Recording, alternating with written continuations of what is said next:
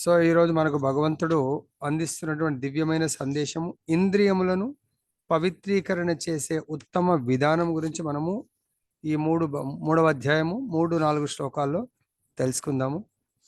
So జయ గ్రంథరాజ్ శ్రీమద్ భగవద్గీత की जय, श्री श्री राधारमण लाल की जय, जगन्नाथ बलदेव सुभद्रा महारानी की जय, गौरनिताय भगवान की जय, జగద్గురు శ్రీల ప్రభుపాద్ కి జయ, శ్రీ శ్రీపాద్ గురు మహారాజ్ కి జయ. ఈ రెండు చాలా ముఖ్యమైన శ్లోకాసు. ఇంద్రియాలను పవిత్రీకరణ చేసుకోవడం అనేది ఎవరైనా మన గ్రూప్ వాళ్ళు, మన మిత్రులు, బంధువులు రాకుంటే ఒక్కసారి కాల్ చేయండి. కొత్త వారు ఆల్రెడీ నంబర్లు ఇచ్చి ఉంటారేమో, వాళ్ళు కూడా చెప్పండి ఈరోజు చాలా ముఖ్యమైన సందేశం ఉందని. ఓకే, మూడవ శ్లోకం. శ్రీ భగవాను వాచ లోకేస్మిన్ ద్వివిధానిష్ట పురా ప్రోక్త మయా నగా జ్ఞానయోగేన సాంఖ్యానాం కర్మయోగేన యోగినాం. నాలుగవ శ్లోకం. నా కర్మనారంభాన్ నైష్కర్మ్యం పురుష అశ్నుతే నచ సన్యాసన దేవా సిద్ధిం సమధిగచ్చతి. తాత్పర్యం భాష్యం శ్రీల ప్రభుపాదుల వారు రచించారు.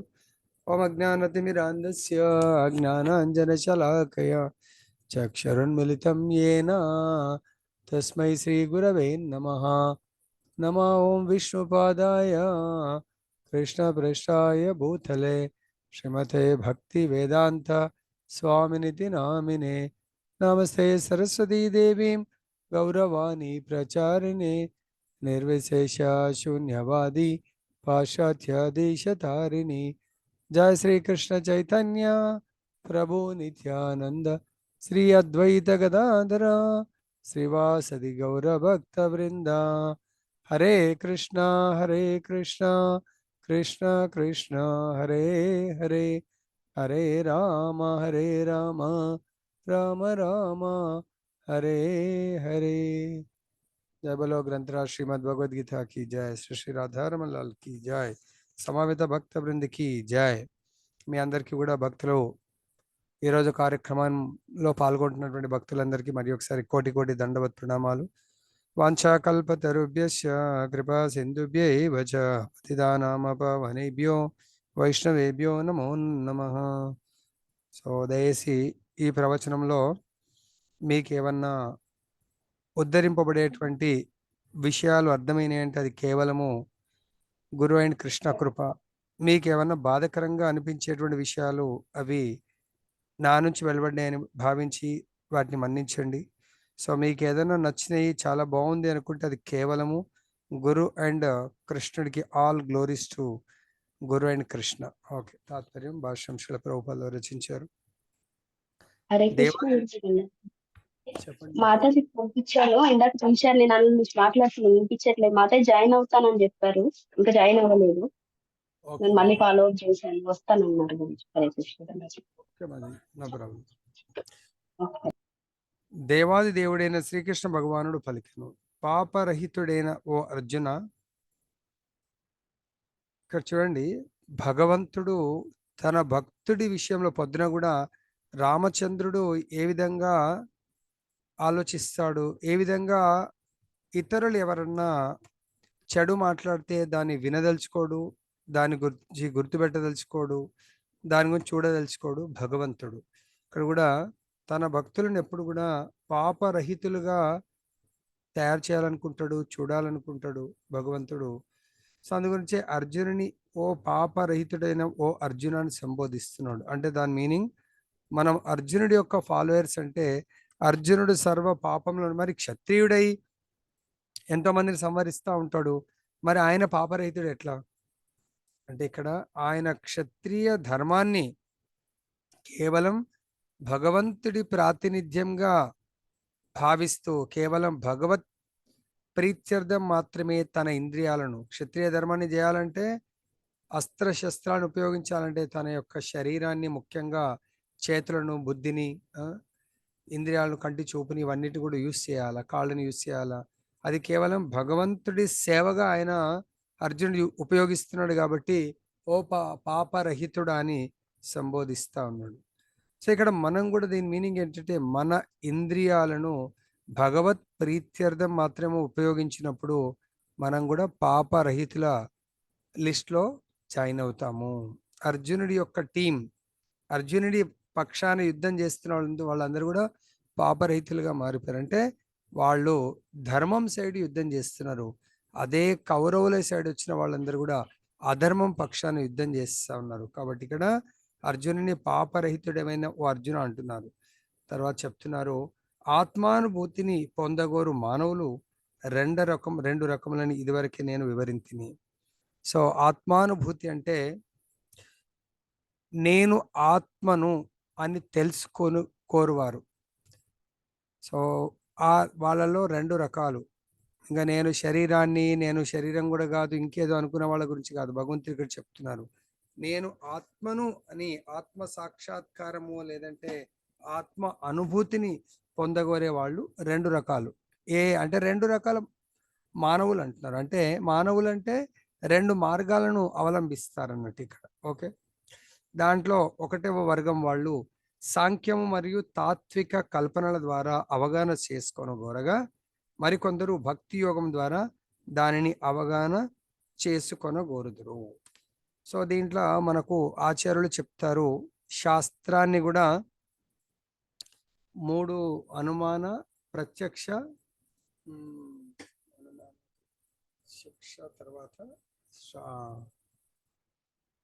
ముఖ్యంగా ఈ సాంఖ్య తాత్విక కల్పనలు అంటే, సాంఖ్యం అంటే ఆత్మ తర్వాత దేహము గురించి విశ్లేషణాత్మక పరిశీలన, అంటే ఆ రెండిటి గురించి డీప్గా స్టడీ చేయటం అన్నట్టు, తెలుసుకోవడం ద్వారా వాళ్ళు ఈ ఆత్మానుభూతిని పొందగలుగుతారు. అంటే నేను దేహమునా, నేను శరీరమా, దేహం అయితే మరి దీంట్లోంచి వెళ్ళిపోయిన తర్వాత దేహము ఎందుకు పనికి రాకుండా ఉంటుంది? మరి దేహం ఎప్పుడు పని చేయాలంటే దీంట్లో ఎవరో పని చేయిస్తున్న వాళ్ళు. సపోజ్ ఒక కారు ఉంది, కారు ఎప్పుడు ఉంటుంది అలా? కారు కదలాలంటే దాంట్లో ఎవరో కదిలించేవారు ఉండాలి. ఈరోజు రేపు రిమోట్ కార్లు కూడా వస్తున్నాయి, కానీ ఆ రిమోట్ ద్వారా కదిలించేవారు ఉండాలా? దానికి జీవం లేదు కాబట్టి జీవం ఉన్న వాళ్ళ మీద డిపెండ్ అవుతుంది. మీరు రోబోట్లు అనొచ్చు, ఆ రోబోట్ని తయారు చేసిన వాడు జీవం ఉన్నవాడు. కాబట్టి సాంఖ్యము అంటే ఈ దేహము ఆత్మ, ఆత్మ దేహం మీద డిపెండ్ అయిందా, దేహం ఆత్మ మీద డిపెండ్ అయిందా, ఆత్మ యొక్క స్థితి ఏంటి, దేహము స్థితి ఏంటి? దేహము 24 అంశములతో కూడుకునుంది, ఆత్మ 3 అంశములతో కూడుకునుంది. ఏంటి ఆత్మ యొక్క అంశములు? సత్, చిత్, ఆనంద. సత్ అంటే శాశ్వతము, ఆత్మ శాశ్వతము. చిత్ అంటే దివ్యమైనటువంటి జ్ఞానంతో కూడుకుని ఉంటుంది. అదేవిధంగా చిత్ ఆనంద్, ఎప్పుడు ఆనందమయమైనటువంటిది ఆత్మ. శరీరము ఎప్పుడు ఆనందంగా ఉండొచ్చు, ఉండకపోవచ్చు. ఎందుకంటే ఈ శరీరము చేసే కర్మల మీద అది ఆనందమా? అది స్పెషల్గా భౌతికమైనటువంటి కర్మలు చేస్తే అది తాత్కాలికమైనటువంటి ఆనందాన్ని పొందొచ్చు, మళ్ళీ ఇమీడియట్గా సుఖ దుఃఖాలు, లాభ నష్టాలతో కూడుకున్నది భౌతికము. అదేవిధంగా ఆధ్యాత్మికంలో ద్వంద్వాతీతము. కాబట్టి ఆత్మకు సంబంధించింది ద్వంద్వాతీతము, భౌతికానికి సంబంధించింది ద్వంద్వాలతో కూడుకున్నటువంటిది. ఈ విధమైనటువంటి సాంఖ్యం ఆత్మ గురించి డీటెయిల్గా తెలుసుకుంటుంది. ఆత్మ యొక్క సైజు, శరీరము, ఆత్మతత్వము, ఆత్మ గుణగణాలు, ఆత్మ లక్షణాలు, ఆత్మ సహజమైనటువంటి స్థితి ఏంటి. ఆత్మ యొక్క సహజ స్థితి జీవేర స్వరూపహయ కృష్ణేర నిత్యదాస్. ఆత్మ యొక్క సైజు మన వెంట్రుక కొనభాగంలో 1/10,000 సైజు. తర్వాత ఆత్మ యొక్క లక్షణము, ఆత్మ త్రిగుణాతీతము, ఆత్మ లక్షణం సచ్చితానంద స్వరూపము, ఆత్మ నాశనం లేనటువంటిది, ఆత్మ శాశ్వతమైనటువంటిది, ఆత్మ మృత్యువు లేనటువంటిది, ఆత్మని ఎవరు చంపలేరు, ఆత్మని భౌతికంగా ఈ విధంగా చాలా ఇంకా చెప్పుకుంటూ పోతే ఆత్మ విశ్లేషణ ఈ విధంగా ఉంటుంది. శరీరం యొక్క విశ్లేషణ, శరీరము ముఖ్యంగా పంచభూతాలతో కూడుకున్నటువంటిది. శరీరము యొక్క ఇంద్రియార్థాలు ఉంటాయి. తర్వాత శరీరంలో 4 కర్మేంద్రియాలు, 4 జ్ఞానేంద్రియాలు, ఒకటి మళ్ళీ మనస్సు ఉంటుంది. ఈ విధంగా శరీరం ముఖ్యంగా 3 గుణాలతో తయారవుతూ ఉంటుంది. సో ఈ శరీరము యొక్క లక్షణం ఏంటి? శరీరము ఈ శరీరము ఆత్మ యొక్క లక్ష్యం సైడు తీసుకెళ్లాలన్నా కూడా శరీరమే మనకు ఉపయోగకరమైనటువంటి యంత్రము.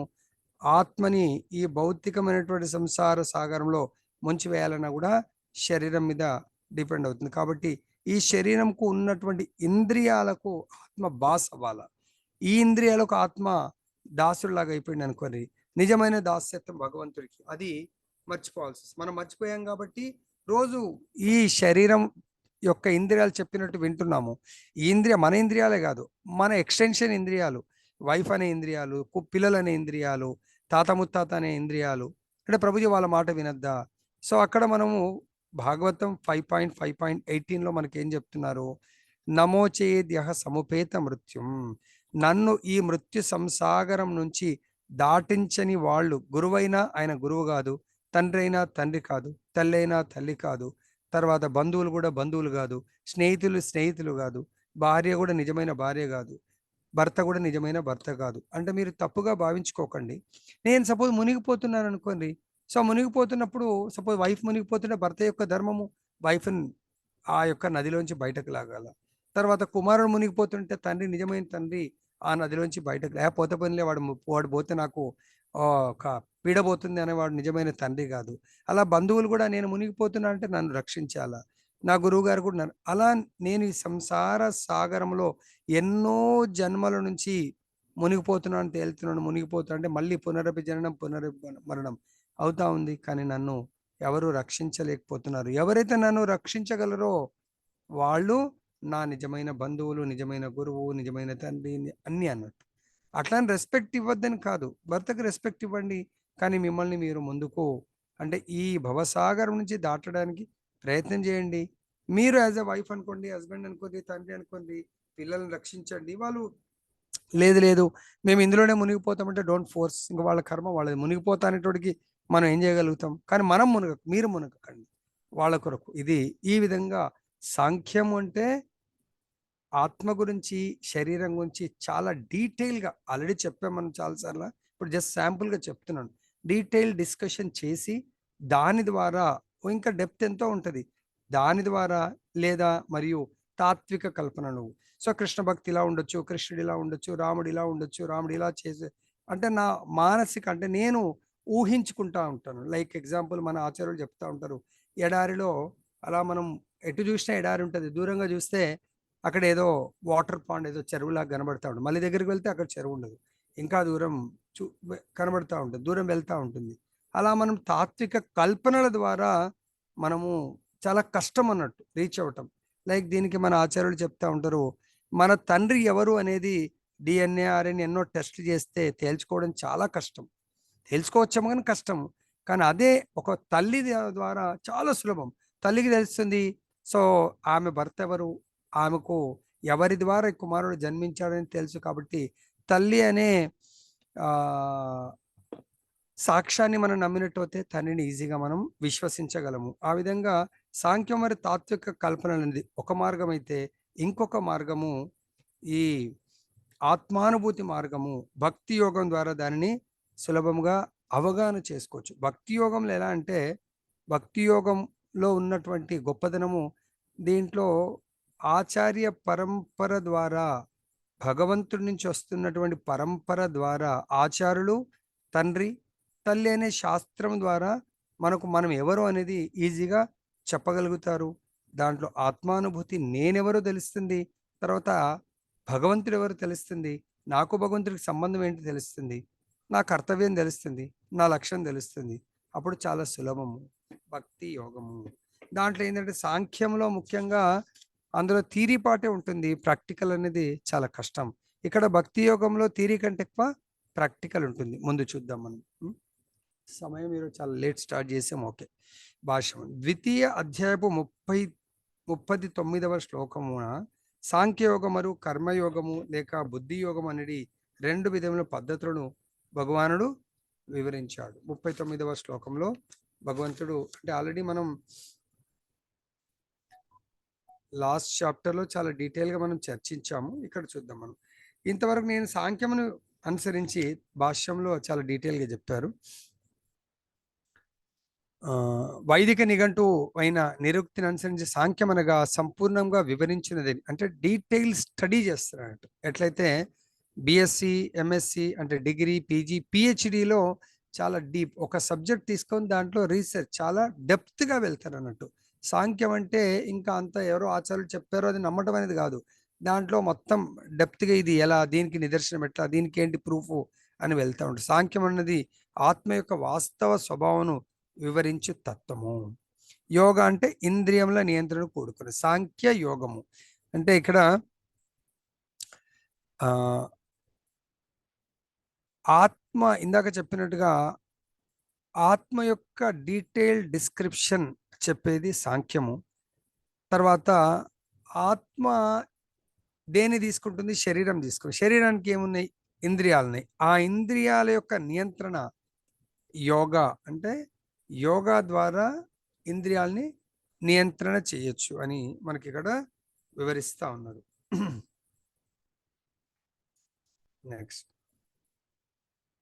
ఈ శ్లోకంలో భగవానుడు దాన్ని మరింత స్పష్టంగా వివరిస్తున్నాడు. ఆత్మ మరియు భౌతిక పదార్థముల విశ్లేషణాత్మక అధ్యయనమైన సాంఖ్యయోగము మానసిక కల్పనను కావించుటయందును మరియు ఏదేని విషయమును ప్రయోగాత్మక జ్ఞానము తాత్విక చింతన ద్వారా ఎరుగుటయందును అభిరుచిని కలిగినట్టి మానవులకు చెందినట్టిది. సో ఇక్కడ సాంఖ్యం అనగానే ఆత్మ మరియు భౌతిక పదార్థం అంటే ఈ శరీరము, ఈ శరీరము భౌతిక పదార్థము, ఆత్మ ఆధ్యాత్మికమైనటువంటిది. ఈ రెండిటి గురించి ఇందాక ఆల్రెడీ నేను తాత్పర్యం చెప్పిన డీటెయిల్ డిస్క్రిప్షన్ ఆర్ స్టడీ, దాన్నే సాంఖ్యయోగము అనడం జరుగుతుంది. కల్పన, తాత్విక కల్పన అంటే మనం మ్యాథమెటిక్స్ కానీ లేకపోతే సైన్స్లో అజ్యూమ్షన్ ఫస్ట్ అజ్యూమ్ చేసుకొని దాన్ని ప్రూవ్ చేస్తారు అన్నట్టు. సో కాబట్టి ఈ విధంగా కొన్నిసార్లు వాళ్ళు ఇలా ఉండొచ్చు అని చెప్పి దాంట్లో స్టడీ చేస్తూ ముందుకు వెళ్ళడం జరుగుతుంది అన్నట్టు. ఇక రెండవ రకం వారు ఏంటంటే కృష్ణ చైతన్య భావన యందు కర్మను అనుసరించడి వారు. ఇక్కడ ఇదేమో సాంఖ్యలో ఫస్ట్ అజ్యూమ్షన్ చేసుకొని ముందుకు వెళ్తూ ఉంటారు. ఇదేమో కృష్ణ చైతన్యంలో డైరెక్ట్ మన ఇంద్రియాలను భక్తి యోగంలో కర్మలో అంటే కృష్ణ చైతన్య కర్మలో నియుక్తం చేయడము ఈ శరీరాన్ని. ఇది రెండవ రకం అన్నట్టు. అదేవిధంగా ద్వితీయ అధ్యాయం నందలి 61వ శ్లోకమునందు దీని గురించి వివరించడం జరిగింది. 61 చూద్దాం మనం. 61లో ఏం చెప్పారు? ఓకే,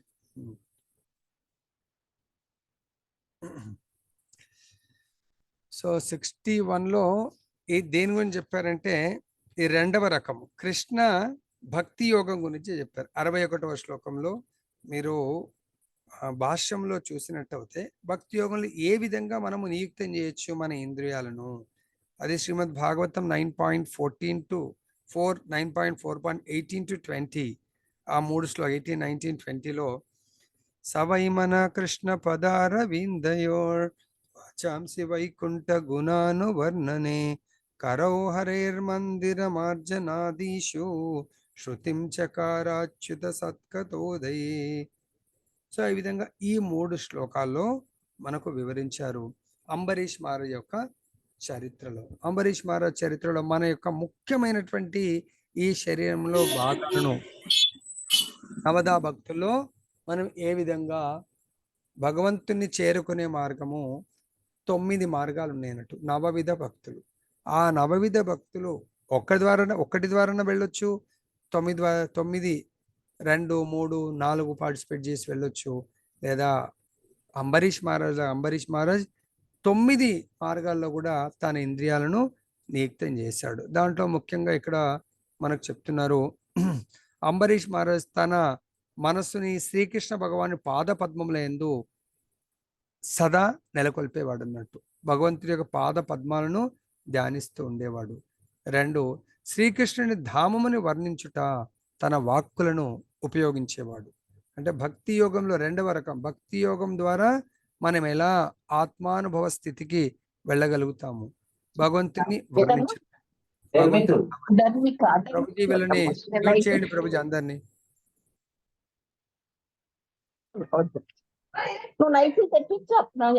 చేయండి. ప్రభుజీ 365 days నైట్నే వాడతాను. ప్రభుజీ నన్ను మ్యూట్ చేసి ఆల్ మ్యూట్ చేయండి. ప్రభుజీ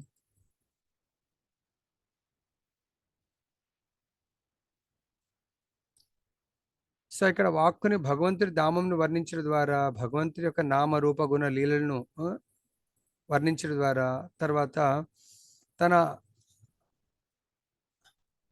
తన హస్తములను అంటే తన చేతులను భగవంతుడి యొక్క మందిరంను శుభ్రపరచడం ద్వారా, తర్వాత తన చెవులను భగవంతుడి లీలా కథలను శ్రవణం చేయుట ద్వారా, తర్వాత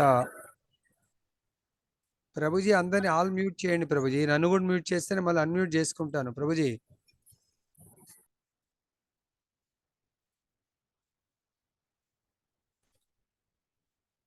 తర్వాత ఈ కళ్ళను ఆ దేవాదేవుని సుందరమైన రూపమును గాంచుట కొరకు ఉపయోగించటము.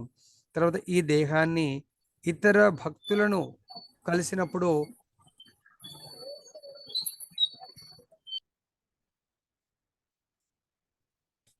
ఇతర భక్తుల యొక్క శరీరాలను స్పృశించడం ద్వారా, తర్వాత మన ఈ ముక్కుని భగవంతుడి పాద పద్మాల చెంత అర్పించబడిన పుష్పములు, తులసిని సుగంధాన్ని ఆస్వాదించడం ద్వారా నాసికను ఉపయోగించవచ్చు. అదేవిధంగా ఈ నోటిని భగవంతుడికి అర్పించినటువంటి ప్రసాదాన్ని నాలుకను రుచి చూడడం ద్వారా, తర్వాత మన యొక్క కాళ్ళను భగవంతుడి యొక్క మందిరాలను దర్శించడం ద్వారా, ఈ తలను భగవంతుడి యొక్క పాద పద్మాలకు ప్రణామం అర్పించడం ద్వారా, ఈ విధంగా మన మొత్తం ఇంద్రియాలను భగవంతుడి యొక్క ప్రత్యక్ష సేవలో వినియోగించడం ద్వారా మనము ఆత్మానుభూతిని చాలా సులభంగా పొందగలము. అంటే దాంట్లో నియుక్తం చేయడం వల్ల మనకు తెలియకుండానే మన ప్రతి ఇంద్రియానికి కూడా అర్థమవుతుంది, ఓ నా యొక్క డ్యూటీ భగవంతుని సేవించడం. అంటే ఆత్మ మనకు కూడా మన డ్రెస్ ఉంటుంది. ఈ డ్రెస్ సపోజ్ చేతులు లేని వాళ్ళు వేస్తే ఆ షర్ట్ కిందికి పడిపోతూ ఉంటుంది, చేతులు ఉన్న వాడు వేస్తే చేతుకు సెట్ అవుతుంది. అలానే మన యొక్క ఇంద్రియాలు, ఈ బాహ్య ఇంద్రియాలు ఆత్మకు కూడా సూక్ష్మ ఇంద్రియాల యొక్క ఎక్స్టెన్షన్ ఇది.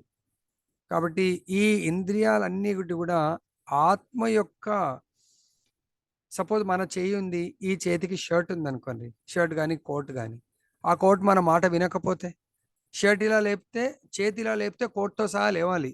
కోట్ లేవలేదు అనుకోండి, అప్పుడు దాని మీనింగ్ లేదన్నట్టు. ఆ కోట్ వేసుకొని చేతి లేవాలనుకున్నప్పుడు ఆ షర్ట్ ఆటోమేటిక్గా లేవాలా. లేదు నేను లేవలేనని చెప్పేసి చేతి లేవాలనుకుంటుంది, చేతుకున్న వింటర్ కోట్ గట్టిగా ఫోర్స్ చేసి లేవనియట్లేదు అనుకోండి, there is no meaning at all about this coat. So అదేవిధంగా మన ఆత్మకున్నటువంటి సూక్ష్మ ఇంద్రియాల యొక్క ఎక్స్పాన్షన్ ఇవి.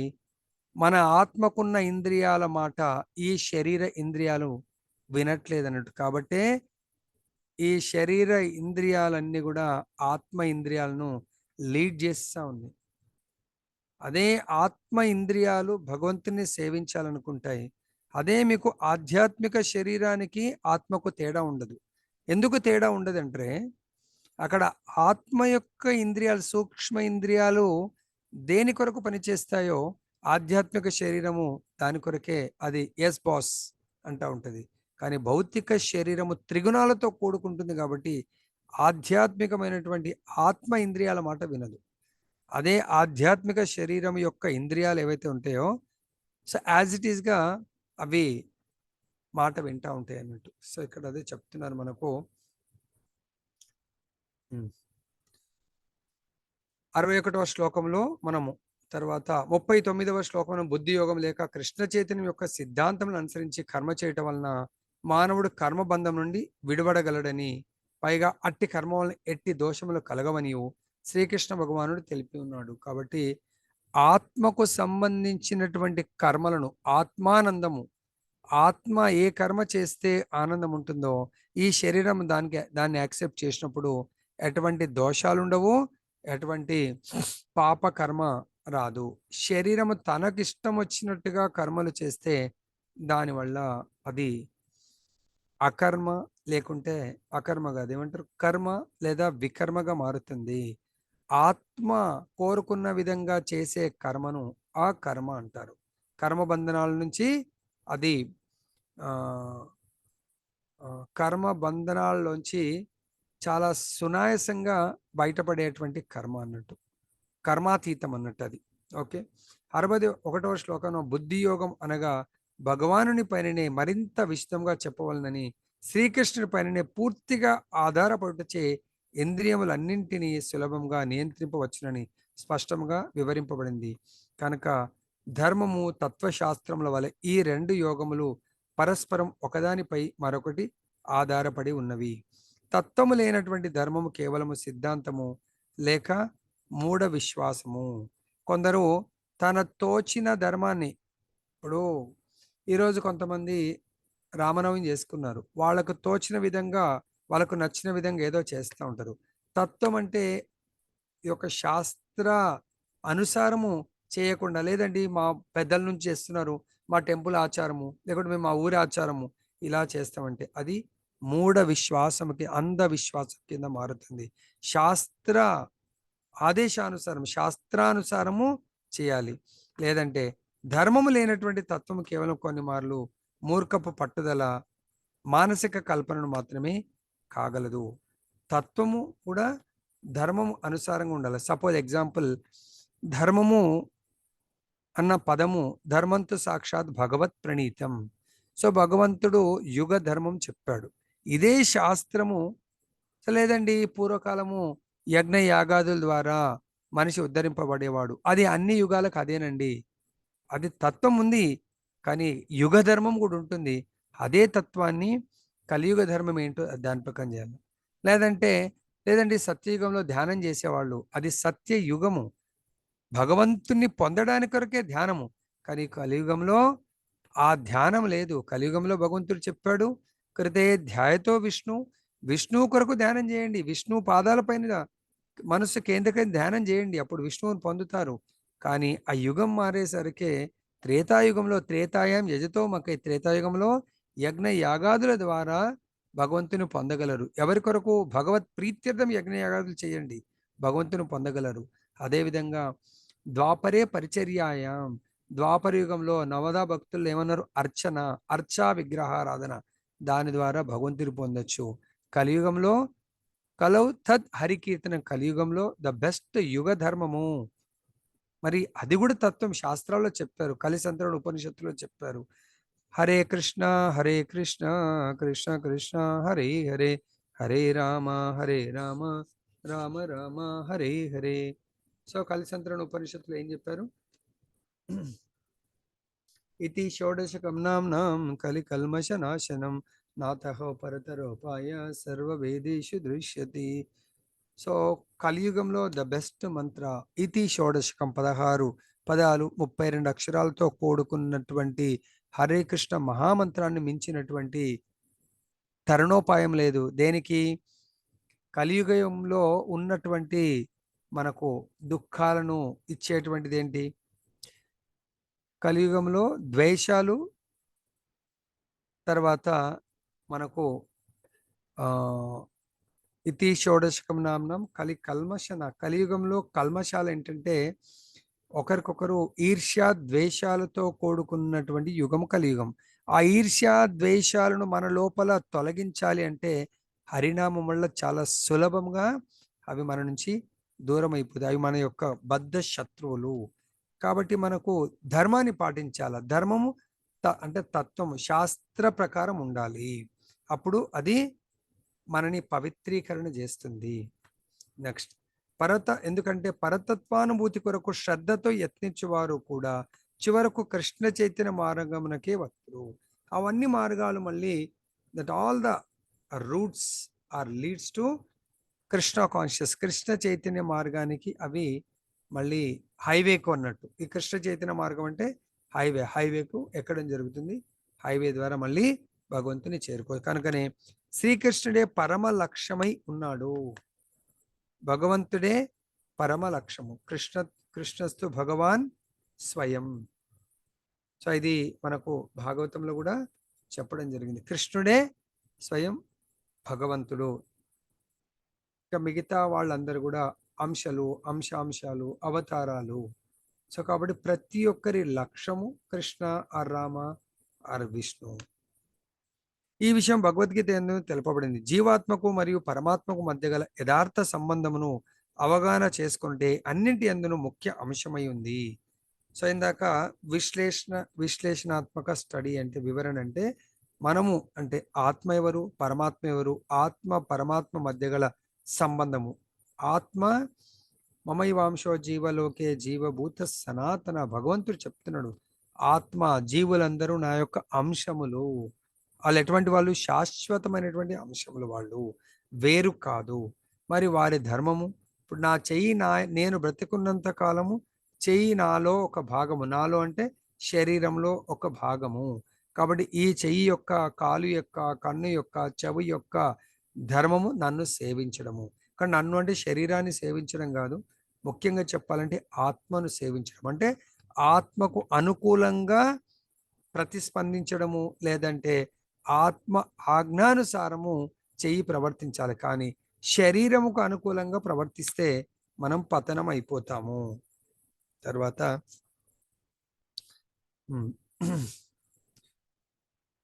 పరోక్ష మార్గమైన తాత్విక మానసిక కల్పనను కావించుచు మానవుడు క్రమంగా కృష్ణ చైతన్య స్థితికి రావచ్చును, లేదా రెండవ మార్గమైన కృష్ణ చైతన్యం నందు ప్రత్యక్ష సంబంధం ఏర్పరచుకునవచ్చును. తాత్విక విధానం ద్వారా ఇంద్రియములను శుద్ధిపరచుకున్నటపై ఆధారపడనందున ఈ రెండింటిలో కృష్ణ చైతన్య మార్గం ఉత్తమమైంది. ఈ సాంఖ్య తర్వాత ఈ మానసిక కల్పనలు ఏంటంటే దాంట్లో ఇంద్రియాలను నియుక్తం చేయడం అనేది లేదు. అక్కడ ప్రత్యక్ష, అది ఓన్లీ థియరీ పార్టీ నడుస్తూ ఉంటుంది. కానీ డైరెక్ట్ కృష్ణ చైతన్యంలో ప్రతి ఇంద్రియాన్ని కృష్ణుడి లక్ష్యం, దాంట్లో అయినా దీంట్లో అయినా, ఇక్కడ కృష్ణుడి లక్ష్యం అనేది ఆల్రెడీ డిసైడ్ అయిపోతుంది. కృష్ణుడి లక్ష్యం కాబట్టి మనందరము కృష్ణుని సేవించాలి అనేది స్టార్ట్ అయిపోతుంది. దాంట్లో ఎండ్ కృష్ణుడి లక్ష్యము, దీంట్లో స్టార్టింగ్ కృష్ణుడి లక్ష్యం. కాబట్టి అక్కడ ఎండింగ్ మరి ఆ లైఫ్లో మనం ఎండ్ పాయింట్ చేరుతామా లేదో తెలీదు. ఈ లైఫ్లో స్టార్టింగ్ పాయింటే కృష్ణుడి లక్ష్యం కాబట్టి ప్రతి ఇంద్రియాన్ని దాంట్లో నియుక్తం చేస్తాము. ఈ రెండింటిలో కృష్ణ చైతన్య మార్గం ఉత్తమమైంది. కృష్ణ చైతన్యం అనున్నది స్వయంగానే ఒక పవిత్రీకరణ విధానము. అంతేకాకుండా భక్తియుక్త సేవ అనేది ప్రత్యక్ష విధానము చేత ఆ కార్యము సులభమును మరియు ఉదాత్తమనై ఉంది.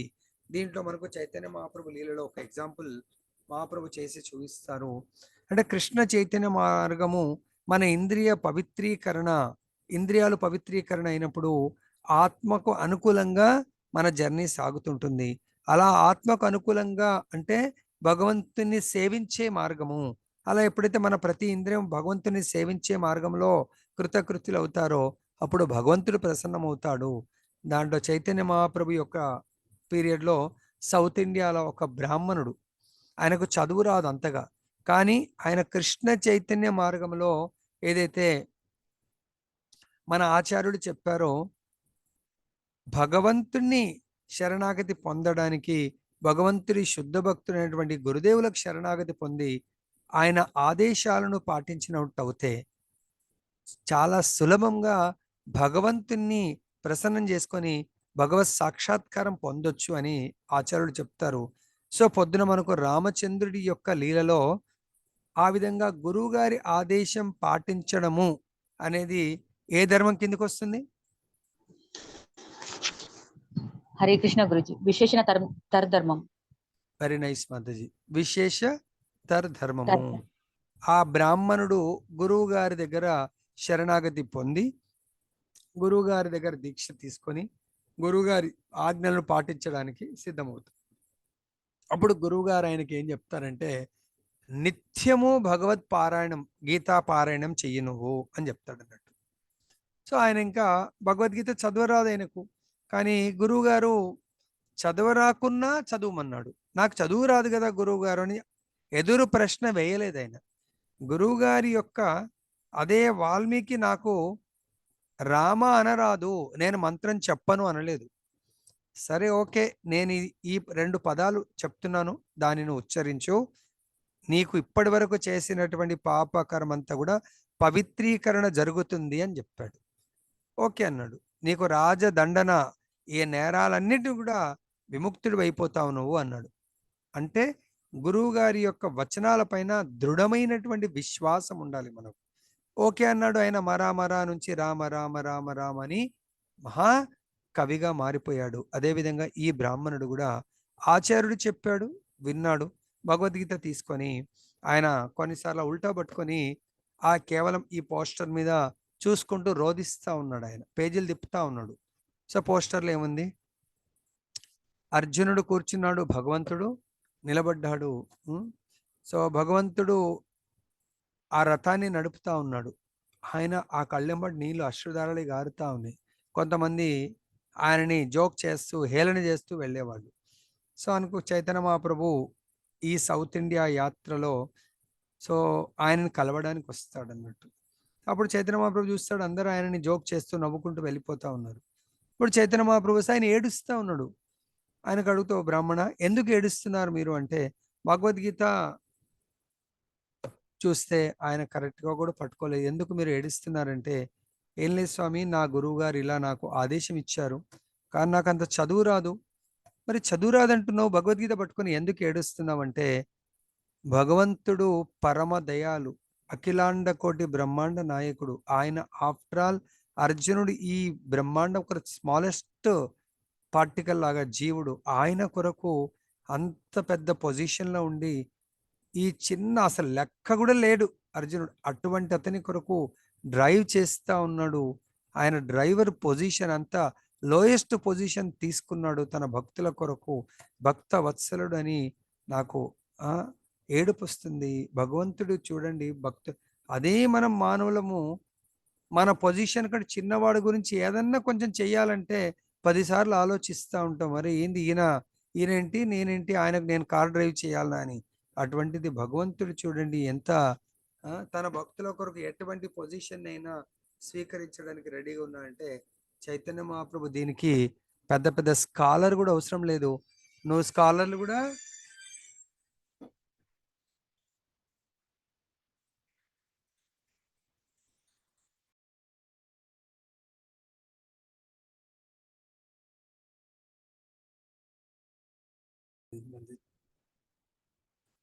సో ఇక్కడ మనకు భగవంతుడు ఎక్కడ ఉన్నాం మనం?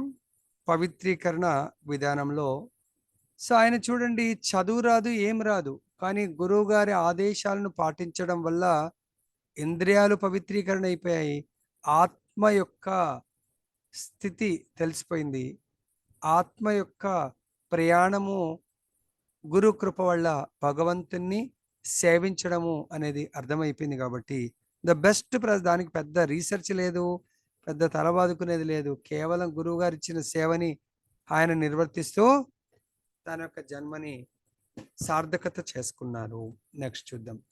నెక్స్ట్, కేవలం కర్మ చేయకుండా ద్వారా ఎవరును కర్మ ఫలము నుండి విముక్తిని పొందలేరు. అట్లే కేవలం సన్యాసం ద్వారా ఎవరును పరిపూర్ణత్వం పొందలేరు. ఇక్కడ 2 విషయాలు అద్భుతంగా చెప్తా ఉన్నారు.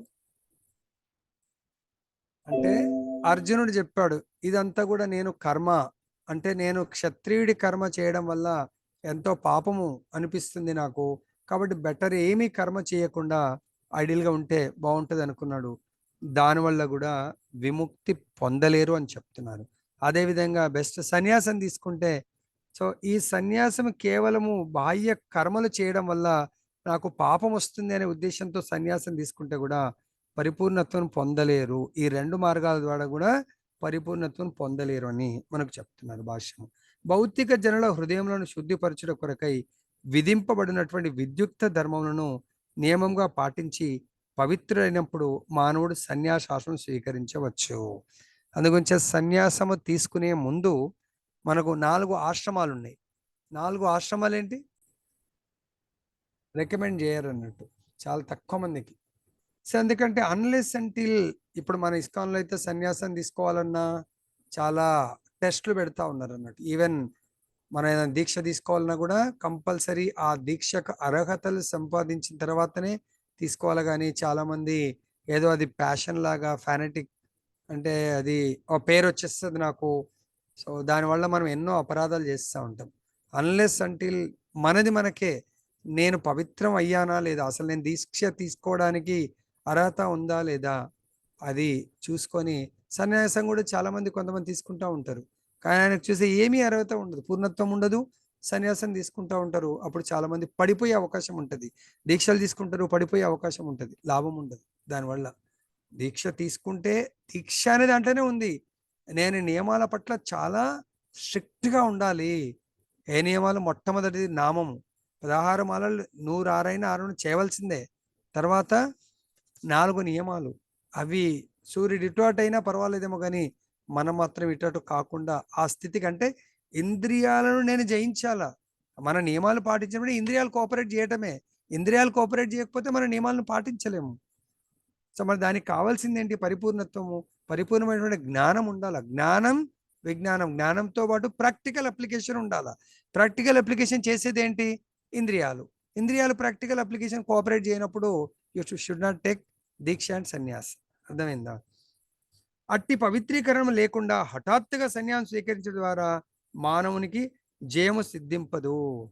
చాలా మంది సన్యాసులు బ్రహ్మాండంగా లెక్చర్ ఇస్తూ ఉంటారు, కానీ వాళ్ళ ప్రాక్టికల్ లైఫ్ కొంచెం దగ్గరగా ఉండి చూస్తే ఏమైతే లెక్చర్ ఇచ్చారో అది పాటించలేరు. మరి ఆయన ఎగ్జామ్షన్ చేసుకుంటా ఉంటే ఆయన సెక్రటరీ ఎగ్జామ్షన్ చేసుకుంటాడు, ఆయన సెక్రటరీ ద్వారా ఇంకోళ్ళకి సెక్రటరీ చెప్తాడు, పర్లేదు మన గురుగారు లెక్చర్ ఇచ్చిందిగా, ఆయన కూడా నాకు కూడా ఎగ్జామ్షన్ ఇచ్చి నువ్వు కూడా ఎగ్జామ్షన్ తీసుకో. అలా ఆయన ఎవరికైతే దీక్షలు ఇస్తే వాళ్ళు ఎగ్జామ్షన్ అయిపోతారు. పర్లేదు పర్లేదు కొంచెం రిలాక్సేషన్ అనుకుంటూ ఉంటారు. ఎగ్జామ్షన్ ఎవరు ఇవ్వగలుగుతారు? ఆచార్యుడు ఇవ్వగలుగుతారు, జగద్గురు ఇవ్వగలరు. ఎవరంటే వాళ్ళు ఇవ్వలేరు. ఆ దేశకాల పరిస్థితులకు భక్తి సిద్ధాంత సరస్వతి మహారాజ్ 64 మాలలు చేస్తేనే దీక్ష ఇచ్చేవారు. కానీ ప్రభుపాదుల వారికి వాళ్ళ గురువుగారి యొక్క కృప వల్ల మొత్తం ప్రపంచమంతా ప్రచారం చేయమన్నారు. మరి వాళ్ళందరూ 64 మాలలు ఆ కాలంలో చేయాలంటే ఇట్ ఈస్ వెరీ డిఫికల్ట్. కాబట్టి ప్రభుపాదుల వారు 16 మాలలను చేయండి, కానీ ఈ నియమాలు రిలాక్స్ చేయమంటే నియమాలు ఐ కెనాట్ రిలాక్స్ దిస్. ఎందుకంటే ఈ నియమాలే ఈ శరీరాన్ని ఇంద్రియాలని కంట్రోల్ చేస్తాయి. ఈ నియమాలు రిలాక్స్ చేస్తే వాళ్ళు అంటారంట, ప్రభుపాద్ మీరు కొంచెం ఈ నియమాలను రిలాక్స్ చేయండి, మీకు ఈ 100లు కాదు 1000 లక్షల మంది మీకు శిష్యులుగా చేరుతారు. నేను వచ్చింది ఇక్కడికి కృష్ణ చైతన్యంలో ఒక్కడిని పవిత్రీకరణ చేసినా సరిపోతుంది. నా గురువు గారికి ఆఫరింగ్, నాకు లక్షల మంది ఫాలోయర్స్ కొరకు నేను రాలేదు, ఒక్కరినన్నా భగవద్ధామం పంపించేటువంటి పవిత్రీకరణ, వాళ్ళ ఆత్మని పవిత్రీకరణ చేసేసి ఇంద్రియాలని పవిత్రీకరణ చేసి భగవద్ధామం వెళ్ళడానికి అర్హత సంపాదించేట్టు చేస్తే సరిపోతుంది, నా మిషన్ పూర్తయినట్టు అంటారంట. కాబట్టి తర్వాత పేరు పెట్టేప్పుడు కూడా Prabhupad international society for God conscious అని పెట్టండి.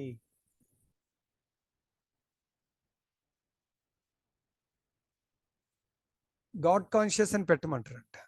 సో కాదు, గాడ్స్ అంటే మా సనాతన ధర్మంలో 33 కోట్ల దేవీ దేవతలు ఉన్నారు, కృష్ణుడు వన్ ఆఫ్ ద గాడ్ కాదు, కృష్ణ ఇస్ గాడ్ హెడ్, దేవాది దేవుడు, కాబట్టి I cannot compromise in that way అని చెప్పారంట. తర్వాత వాళ్ళకి అది చాలా నచ్చింది అన్నట్టు. ప్రభుపాద్ చాలా దృఢంగా ఉండేవాడు.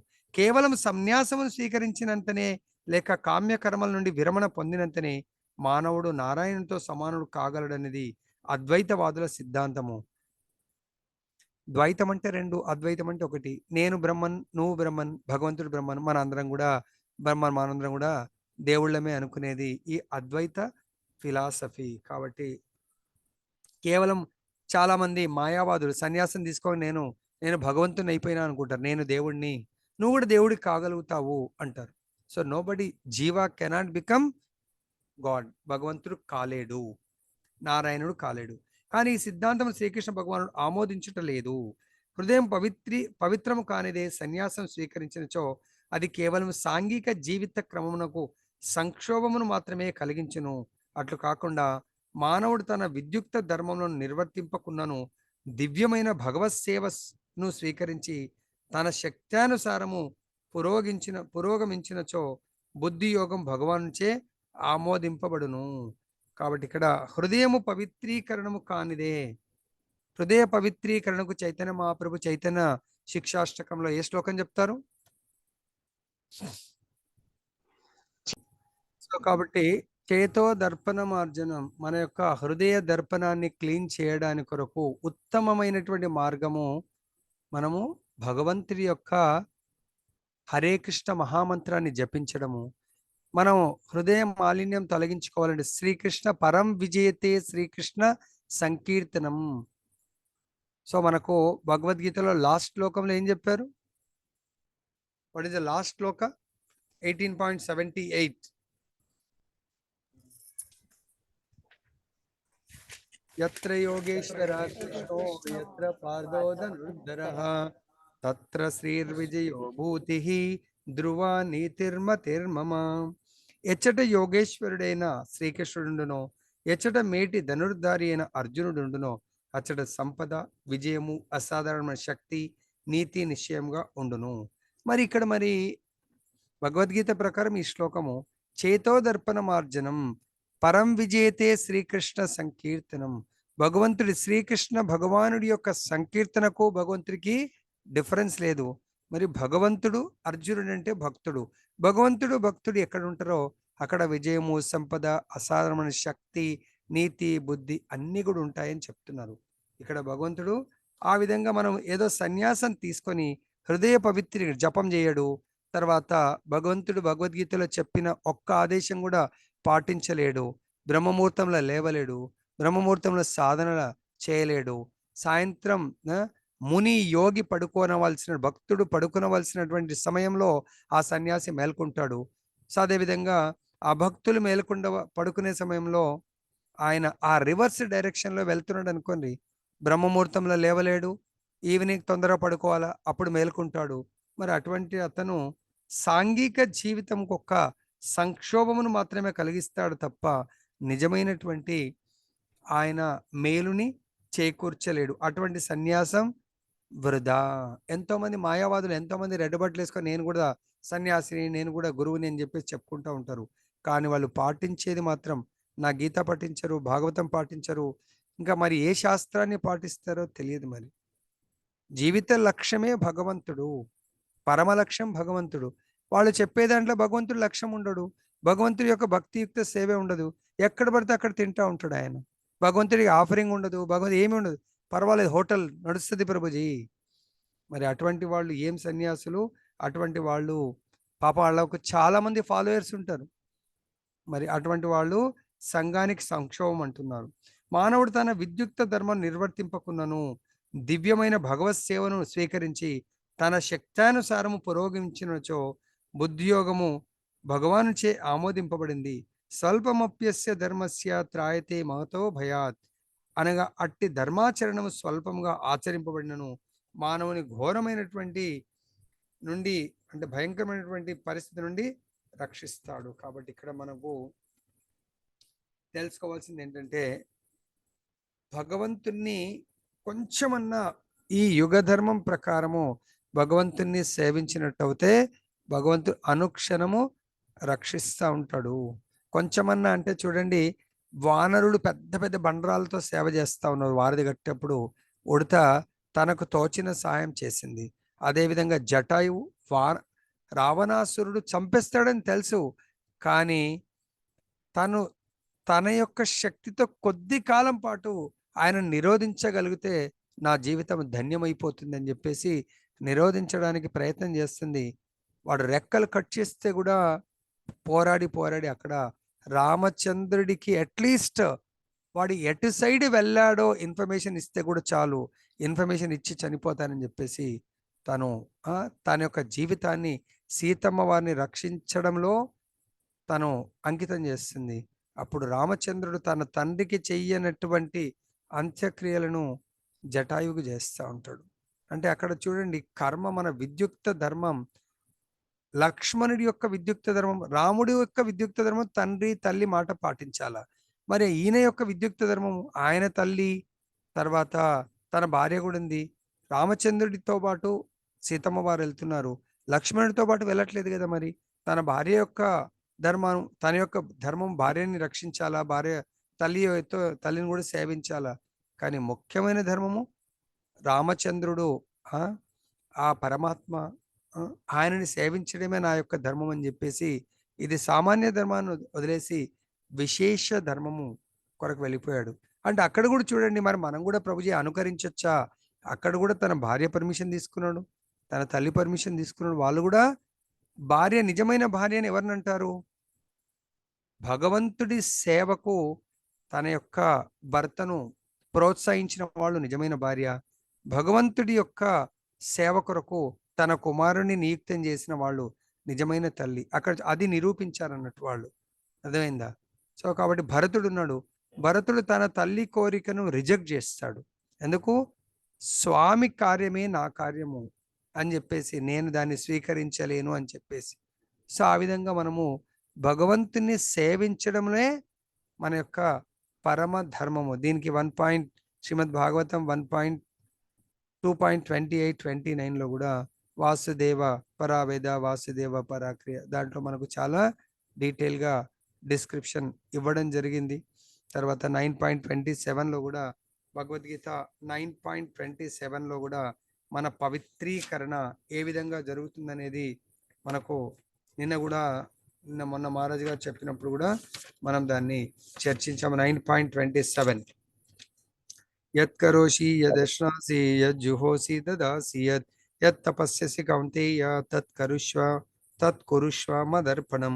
ఓ కౌంతేయ, నీవు దేనిని చేయుదువో, దేనిని భుజిస్తావో, దేనిని హోమం చేయుదువో, దేనిని దానం చేస్తావో, నీవు ఏ తపస్సును ఆచరిస్తావో వాటిని అన్నిటిని కూడా నాకు అర్పణం చేయము.